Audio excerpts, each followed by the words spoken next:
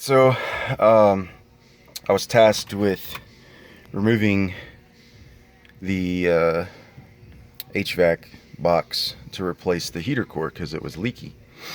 Well, I didn't exactly find any straightforward results for my search on YouTube or through the forum searches. Everything was for the earlier generations where the box split.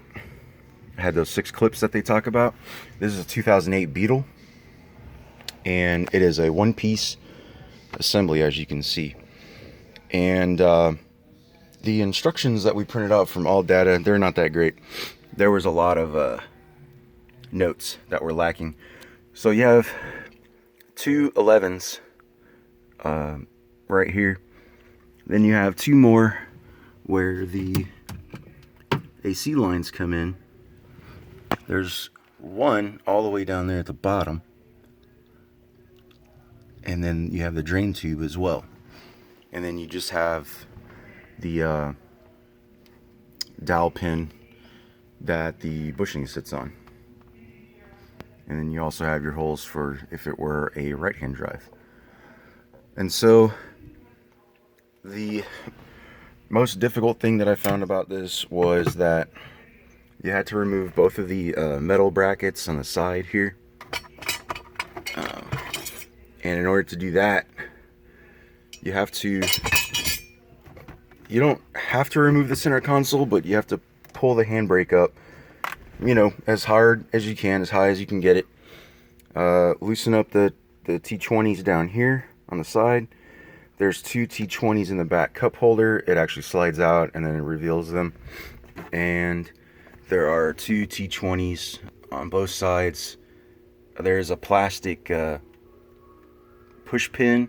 It has a cross tip attachment, but you just take a simple pry bar tool and it'll pop out. And then what I did is I lifted the center console up as high as I could, and I shimmied it off to the left and then slid it out. So you have a long dowel that goes in that center hole, and then 2 pop clips and the 2 square or rectangular holes.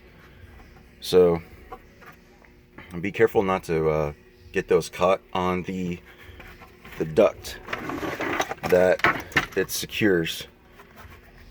So there's a hole there, and then there's a hole there. So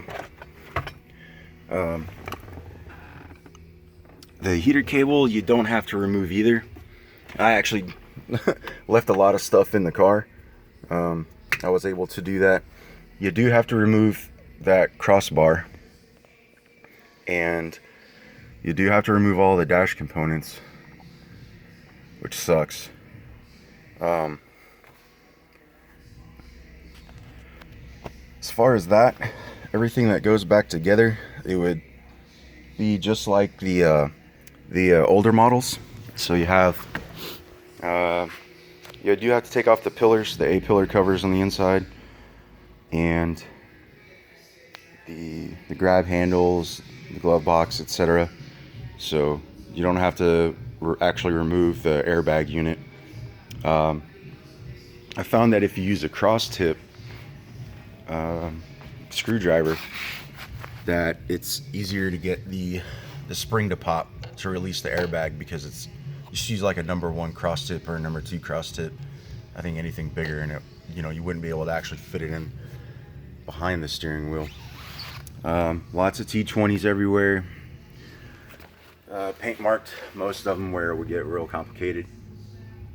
Other than that, these little plastic guys on the side, they mount at the bottom of the A-pillar. These were probably the hardest thing to get out of this car. Didn't break anything, but it snaps in here to the plastic lower, I guess, the dash trim here. This guy. It snaps into here.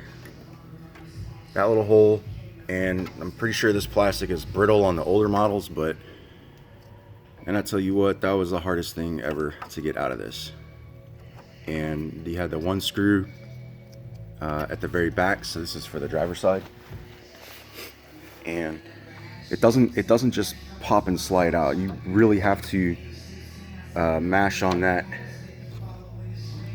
tab in order for it to release, and then you have to shimmy this cover out. I don't recall anything else being super difficult. Everything is just T20 removals. There's like maybe one T30. The wire looms, or the body harnesses actually that run around, all of that. There's a lot of the those push not connectors, but little push pins that they wrap the harness in, like this green one here. And then there's one here. There's two there where I have the pink paint, and then there's one more there that broke. There's actually another one here, and then you got a harness that runs across. So you got one there, you got one there, and then it'll run down. There's a ground cable down there, and that's pretty much it. So I'm not actually going to go over any kind of installation removal because all the other videos pretty much cover that. Lots of T20s. You do have to use a like a huge wobble, probably a universal, quarter drive universal, or a screwdriver if you have one small enough, to get the T20 that holds this guy in right here, because it's at such an awkward angle because of the pillar.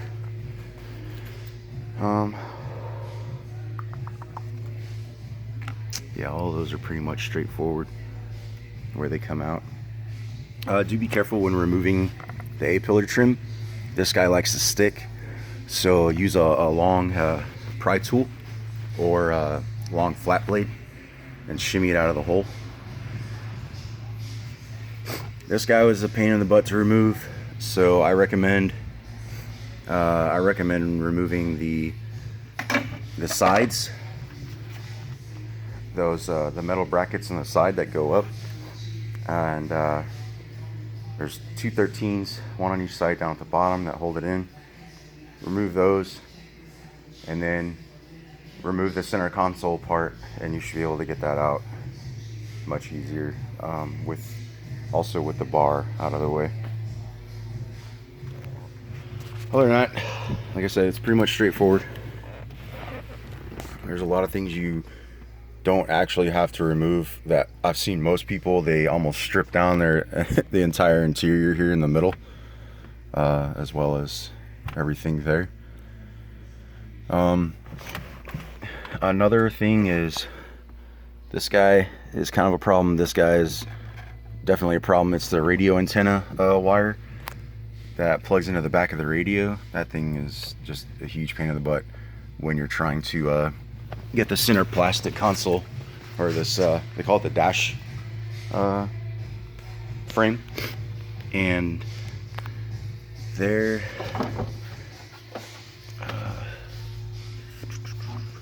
a plastic assembly here. Oh, it's on the driver's side. That's where I put it. Yeah, this guy right here on the bottom of it, this connector is kind of a pain in the butt. The radio wire and the radio antenna cable come in through here. You don't have to disconnect either of these, the passenger airbag light or the hazard switch. So just be very mindful about when you're removing this. This can get really tricky.